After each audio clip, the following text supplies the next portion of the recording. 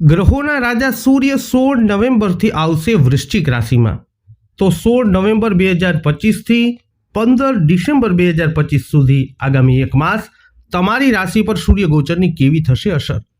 હવે વાત કરીએ જેમના નામના અક્ષરો હોય છે ર અને ત, તુલા રાશિના જાતકોની. તુલા રાશિના જાતકો માટે સૂર્ય 11મા ભાવના સ્વામી છે અને તમારા બીજા ભાવમાં ગોચર કરશે, જે ધન, પરિવાર અને વાણીનું સ્થાન છે. સૂર્ય નાણાકીય બાબતોથી સંબંધિત બંને સ્થાનોને પ્રભાવિત કરે છે. તેથી વૃશ્ચિક રાશિમાં સૂર્યનું ગોચર તમને પૈસા બચાવવાની ઘણી તકો પૂરી પાડશે. આ સમયગાળો નાણાકીય ક્ષેત્રમાં કામ કરતા લોકો માટે ફાયદાકારક સાબિત થશે, કારણ કે તેઓ કેટલાક નવીન વિચારો સાથે કામ કરતા જોવા મળશે. તેમને તેમના પરિવાર તરફથી પણ સંપૂર્ણ સહયોગ મળશે. સૂર્ય તમારા 8મા ભાવ ઉપર દ્રષ્ટિ કરી રહ્યા હોવાથી જેના કારણે તમારા જીવનસાથી સાથે ગુપ્ત સંયુક્ત રોકાણ થઈ શકે છે. તુલા રાશિના જાતકો જે જ્યોતિષ તરફ વધુ ઝુકાવ રાખે છે અને તે શીખવા માંગે છે તેઓ આ સમયે શરૂઆત કરી શકે છે, કારણ કે સમય વધારે અનુકૂળ છે. હવે વાત કરીએ જેમના નામના અક્ષરો હોય છે ન અને ય, વૃશ્ચિક રાશિના જાતકોની.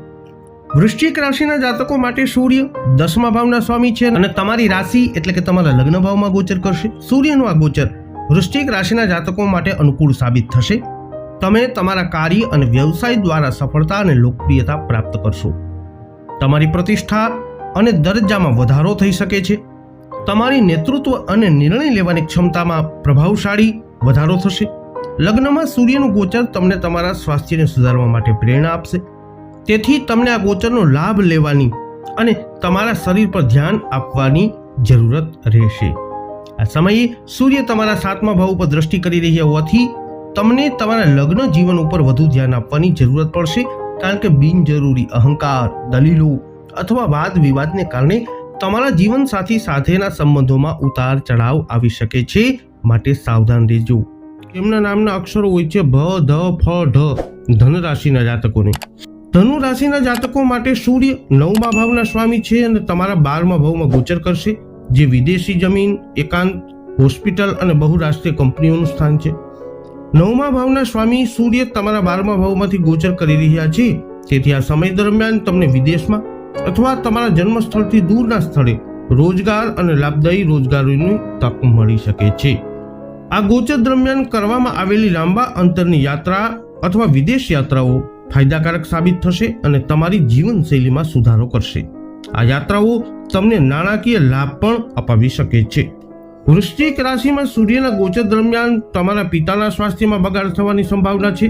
તેથી તમારે તેમના સ્વાસ્થ્યનું ધ્યાન રાખવાની અને નિયમિતપણે તેમની સ્વાસ્થ્ય તપાસ કરાવવાની જરૂરત પડશે. હવે વાત કરીશું જેમના નામના અક્ષરો હોય છે ખ અને જ, મકર રાશિની. મકર રાશિના જાતકો માટે સૂર્ય 8મા ભાવના સ્વામી છે અને તમારા 11મા ભાવમાં હવે ગોચર કરશે, જે આવક, લાભ, ઈચ્છા, મોટા ભાઈ બહેન અને કાકાનું સ્થાન ગણવામાં આવે છે. આ સમય દરમિયાન તમને તમારા મોટા ભાઈ બહેન અને કાકા તરફથી સંપૂર્ણ સહયોગ મળશે. અચાનક નાણાકીય લાભ થવાની પણ શક્યતાઓ છે. વ્યાવસાયિક રીતે તમે પાછલા વર્ષમાં તમારા કારકિર્દી અને વ્યવસાયમાં કરેલી બધી મહેનતનું ફળ અને લાભ હવે મેળવશો. સૂર્ય તમારા 5મા ભાવ ઉપર દ્રષ્ટિ કરી રહ્યા છે. તેથી જો તમે પરિણીત છો તો આ સમય દરમિયાન તમારા બાળકો માટે અનુકૂળ સાબિત થશે. તમારું બાળક કંઈક એવું પ્રાપ્ત કરી શકે છે જે તમને ખૂબ જ ગર્વ કરાવશે. હવે વાત કરીએ જેમના નામના અક્ષરો હોય છે ગ, શ, શ, શ. કુંભ રાશિની. કુંભ રાશિના જાતકો માટે સૂર્ય 7મા ભાવના સ્વામી છે અને 10મા ભાવમાં ગોચર કરશે, જે ખ્યાતિ અને કારકિર્દીનો ભાવ ગણવામાં આવે છે. સૂર્યનું આ ગોચર તમારા માટે ફળદાયી સાબિત થશે. નાણાકીય રીતે આવકનો પ્રવાહ સારો રહેશે અને બચત કરવી પણ શક્ય બનશે. વ્યવસાયિક રીતે જોઈએ તો તમે તમારા કારકિર્દીમાં પ્રગતિ અને પ્રમોશન જોઈ શકો છો. કાર્યસ્થળ પર તમારા સફળ નેતૃત્વની પ્રશંસા થશે. સૂર્યના આ ગોચર દરમિયાન તમને ટીકાને સકારાત્મક રીતે જોવાની સલાહ છે, નહીં તો તમારો અહંકાર કબજે કરી શકે છે અને ભવિષ્યમાં કેટલીક સમસ્યાઓનું કારણ બની શકે છે. વધુમાં તમારું આત્મસન્માન ઘમંડમાં ફેરવાઈ શકે છે, તેથી સાવચેત રહો. સૂર્ય તમારા 4થા ભાવ ઉપર દ્રષ્ટિ કરી રહ્યા છે. તેથી તમને તમારા માતા તરફથી સંપૂર્ણ સહયોગ મળશે, પરંતુ અહંકાર સંબંધિત સમસ્યાઓ તમારા માટે જીવનને અસર કરી શકે છે. તેથી તમને તમારા ગુસ્સા અને વાણી ઉપર નિયંત્રણ રાખવું એ જરૂરી છે. હવે વાત કરીએ અંતિમ રાશિ જેમના નામના અક્ષરો હોય છે દ ચ ઝ થ મીન રાશિની. મીન રાશિના જાતકો માટે સૂર્ય છઠ્ઠા ભાવના સ્વામી છે અને તમારા 9મા ભાવમાં ગોચર કરશે, જે ધર્મ, ભાગ્ય, લાંબા અંતરની યાત્રા, પિતા અને તીર્થ સ્થાનનું સ્થાન છે.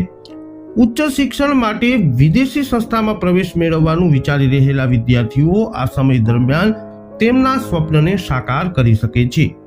સલાહકારો, માર્ગદર્શકો અને શિક્ષકોને વૃશ્ચિક રાશિમાં સૂર્યનું ગોચર અનુકૂળ પરિણામો આપશે, જેનાથી તેઓ સરળતાથી અન્ય લોકોને પ્રભાવિત કરી શકશે. મીન રાશિના લોકોને તેમના પિતા અને શિક્ષકો તરફથી સંપૂર્ણ સહયોગ મળશે. તેમના પિતા તરફથી પણ નાણાકીય સહાય મળી શકે છે. જો કે આ સમય દરમિયાન તેમના સ્વાસ્થ્યનું ખાસ ધ્યાન રાખવું જરૂરી છે, કારણ કે તેમના સ્વાસ્થ્યમાં ઉતાર ચઢાવ શક્ય બનશે. તમારા અંગત જીવનમાં તમે આધ્યાત્મિકતા તરફ ઝુકાવ ધરાવી શકો છો, વધારી શકો છો.